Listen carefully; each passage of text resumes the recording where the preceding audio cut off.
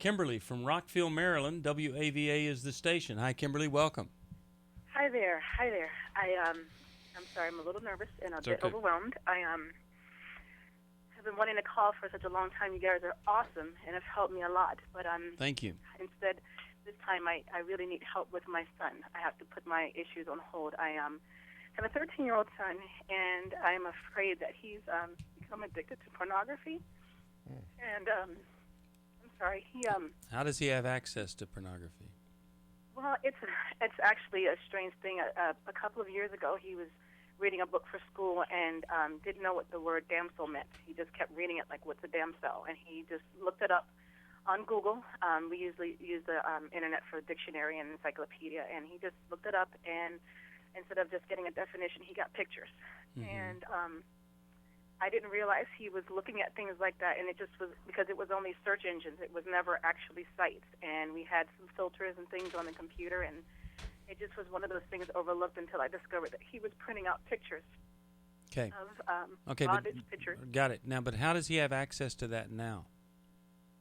He still has access to the computer. They all do, and everyone has their own user account. The computer is in an open room. Why doesn't the And- computer have a filter on it?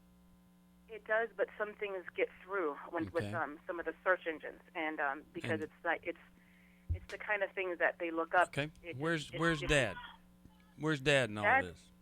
Well, that's the biggest problem for me is that he's a computer specialist, and he knows how to navigate these things, which is why he set it up so that everything they did can be viewed. But the problem is he's not monitoring either, and But I mean, Because- why isn't he sitting down with him and reading Every Young Man's Battle with him, or going over some kind of material with him, showing him this is what happens when you get involved with this stuff?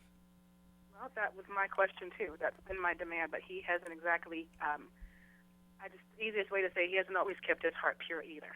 We've Okay. had problems with infidelity in our marriage. I made Every Okay. Man's Battle a demand that was never met, and even recently when I discovered that he was doing these things, he had a quick talk with my son, and that was pretty much it.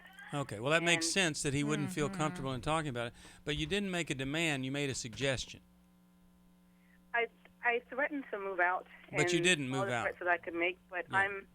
But- I'm fully dependent on him. Okay, but and see, I don't when have you any family, right, so there's but when you I don't make really have any cards to play. when you make a threat and you don't follow through, it's not really a threat. It's just a suggestion that he go.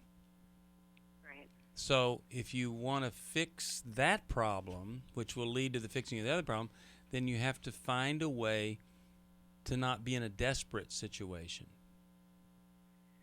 I really don't know how to do that. That oldest one is one of four, the youngest being 3, and with no family and being solely dependent on him, it's been pretty hard to Okay. really be able Now, to make a move. Just go down this road with me.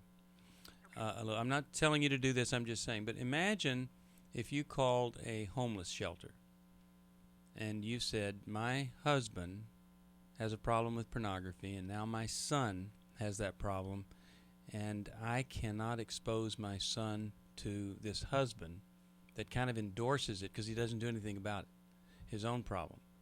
What if you researched that and found out, yes, there is a homeless shelter that houses a little family like ours, separated from a man. And then you went to your husband and said, here's what I've looked into.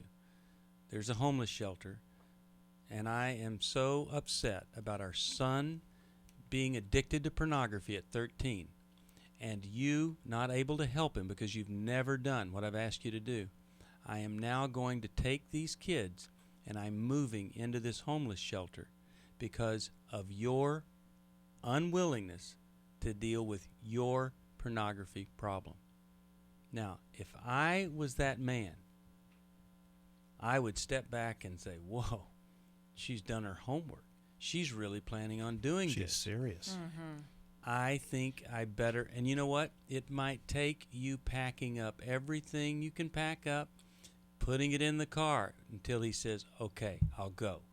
Or it might take you actually moving those kids to a homeless shelter. But if you are determined that he needs to fix his problem, and then once he is recovering from this himself, he's going to bring your 13-year-old along. If you're able to get to that place, I think it'll change everything.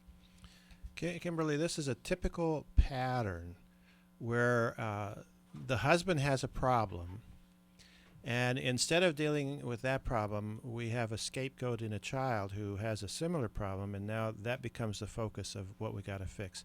And you can't fix that 13-year-old unless you do what Steve's suggesting. The only way that 13-year-old is going to get things in perspective properly is when your husband goes and gets his life in perspective properly in terms of pornography. Anything you do apart from that is just like, pushing a river. It's not going to go anywhere. I've even heard of people, you go find out about the homeless shelter. Then you change the locks on the house and you call him and say, look, I've changed the locks. Don't come home.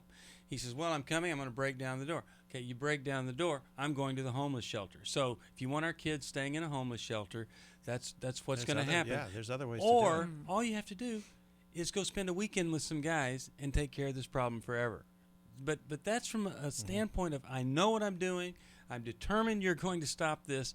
I'm determined that you're going to be faithful to See, me. that's a demand, not a suggestion. Right. Well, you have to be willing to not sacrifice your son. Yeah. Because just staying the way things are, your son is the one being sacrificed. So what lengths would you be willing to go to?